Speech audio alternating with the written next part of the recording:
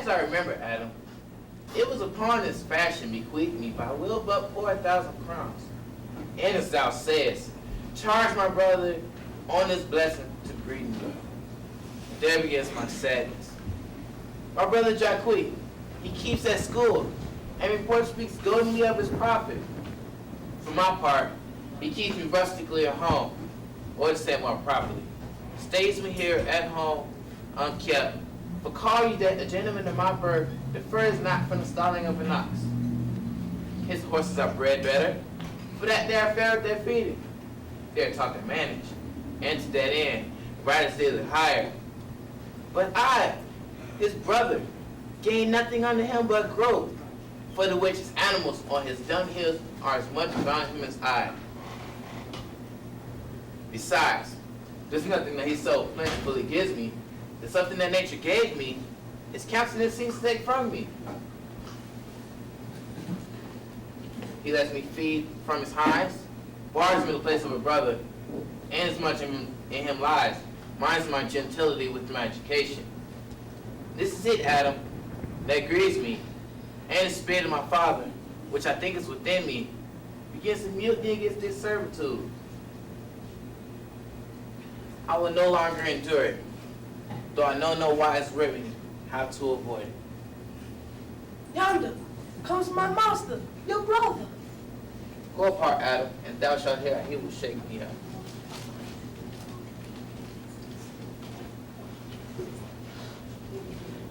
Now, sir, what make you here? Nothing. I am not taught to make anything. What mar you then, sir? Marry, sir, I am here to mar the wish that God made. A poor, unwealthy brother of yours with idleness. Marry then, be better employed, and be not a while. Shall I keep your hogs any husk with them? Know you where you are, sir? Oh, sir, very well. Here in your orchard. Know ye before whom, sir? Aye, sir. Better than him I am before he knows me. I know you are my eldest brother, and in the gentle condition of blood, you should so know me. I have as much of my father in me as you. Albeit, I confess, your coming to me is near to his reverence. What, boy? Come, elder brother. You are too young in this. Don't lay hands on me, villain! I am no villain. I'm the youngest son of Sir Roland the boys. He was my father, and he is thrice villain that said such a father begot villains. If thou were not my brother, I would not take thy hands when I grow, until this other had put out thy tongue from saying so. Thou hast railed on thyself. Sweet masters, be patient for your father's remembrance. He had a cord. Ah, let me go, I say. I will not until I please. You shall hear me. My father charged you in his will to give me good education. You have trained me like a peasant, obscuring and hiding from me all gentleman-like qualities. The spirit of my father grows strong in me, and I will no longer endure it. So give me good exercise to become a gentleman, or give me the poor lottery my father left me by testament. With that, I'll go by my fortunes. And what wilt thou do? Beg, when that is spent, get you in. I will not long betroth with you. You shall have some part of your will.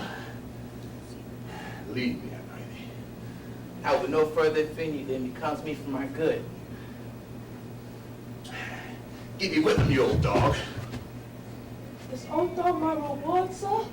Most true, I have lost my teeth in your servants. God be with my old master. He would have spoken such a word. Is it even so? Begin you to grow upon me? I will psychic your rankness and give no 1,000 crowns neither. Dennis! Calls your worship. It's not Charles, the new Duke's wrestler. Here to speak with me. So please leave at the door and empty needs to access to you. Well, call him in. This will be a good way. And tomorrow the wrestling begins. Good morrow to you, worship. Good monsieur Charles. What's the new news at the new court? There's no news at the court, sir, but the old news. That is, the old Duke is banished by his younger brother, the new Duke, and 3 or 4 living lords have put themselves into voluntary exile with him, which lands and revenue enrich the new Duke. Therefore, it gives him good leave to wander. Can you tell us Roslyn, the Duke's daughter, be banished with her father? Oh no, for the Duke's daughter, her cousin, so loves her, being ever for their cradles bred together, that she will have followed her exile, or have died to stay behind her. She is at the court, and no less beloved of her own uncle than her own daughter, and never two ladies loved as they do. Will the old Duke live? They say he is already in the forest of Arden, and a many merry man with him. And there they live, like the old Robin Hood of England. They say many young gentlemen flock to him every day, and fleet the time carelessly, as they did in the Golden World. What, you wrestled them all before the new Duke? Mark, do I, sir? I come to acquaint you with a matter. I am given, sir, secretly to understand that your younger brother Orlando have a disposition to come in disguise against me to try a fall. Tomorrow, sir, I will wrestle for my credit, and he that escapes me without some broken nail shall acquaint him well. Your brother is but young and tender, and for your love, I will be loved to foil him, as I must, for my own honor. If he come in, therefore, out of my love to you, I came hither to acquaint you with all, that either you might stay him for his attendant, or brook such disgrace, whereas he shall run into. And that it is a thing of his own, sir, and altogether against my will. Charles, I thank people I love for me. As thou wilt find, I will most kindly requite. I had myself notice of my brother's herein, of his purpose herein, and have by underhanded means labored to dissuade him, but he is resolute. I'll tell thee, Charles, it is the stubbornest young fellow of France, full of ambition, an envious emulator of every man's good parts, a secret and villainous contriver against me, his blood brother.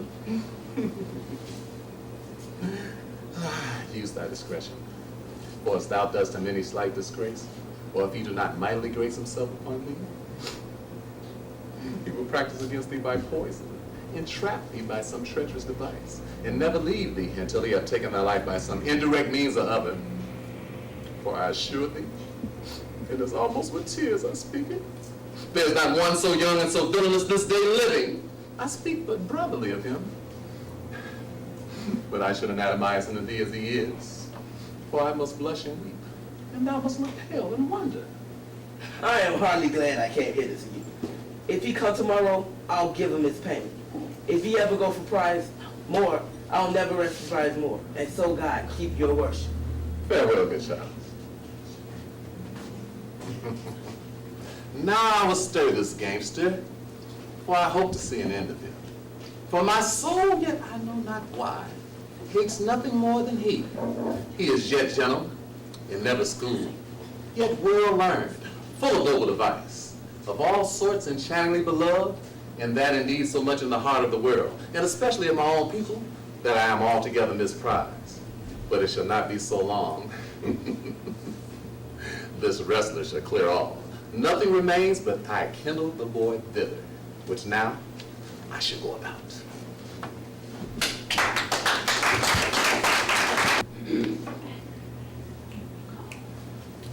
I pray thee, Rosalind, sweet my cousin, be married. Dear Celia, I show more mirth than I mistress of.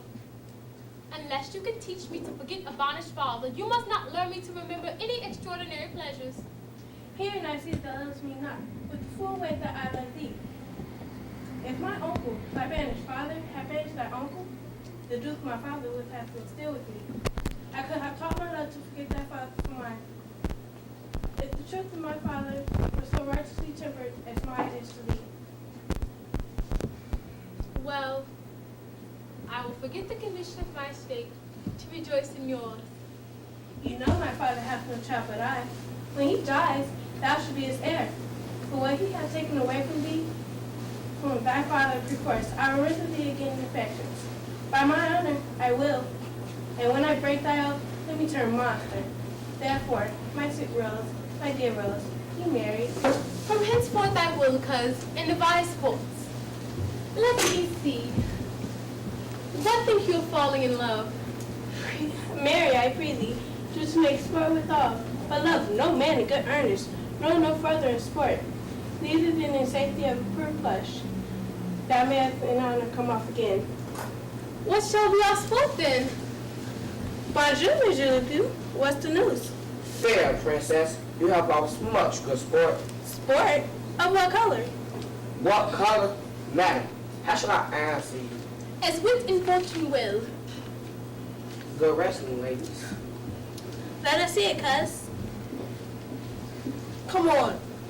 Since the youth will not be entreated, his power on his forwardness. Is yonder the man? Even he, madam. And last, he is too young, yet he looks successfully. How now, daughter and cousin? Are you crept hither to see the wrestling? Aye, my liege. So please you give us the lead. You will take little delight in it. I can tell you, there's such arts in the man. In pity of the challenger's youth, I would fain persuade him. But he will not be entreated. Speak to him, ladies. See if we can move him. Call him hither, good measure of youth. Do so, I will not be by. Young man, have you challenged Charles the wrestler?